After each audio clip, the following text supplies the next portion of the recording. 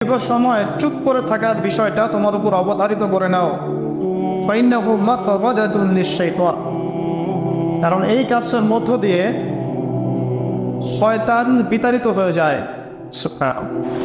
ওয়া আউনুন লাকা আলা আমরি দীনিক, দীর্ঘ সময় চুপ থাকলে তোমার দিনের প্রতিটা কাজ করার ব্যাপারে আল্লাহ তোমাকে সাহায্য করবেন, বা দীর্ঘ নীরবতার ব্যাপারটা দিনের প্রতিটা কাজ করার ক্ষেত্রে তোমাকে সহযোগিতা করবে।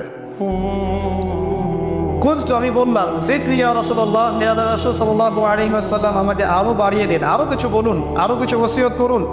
ক্বালা, তিনি বললেন ইয়াকা ওয়া কাসরাতাদ দাহিক, সাবধান থাকবে, বেশি বেশি হাসবে না। ফাইন্নাহু ইউমিতুল কানিব, কারণ যারা অধিক পরিমাণে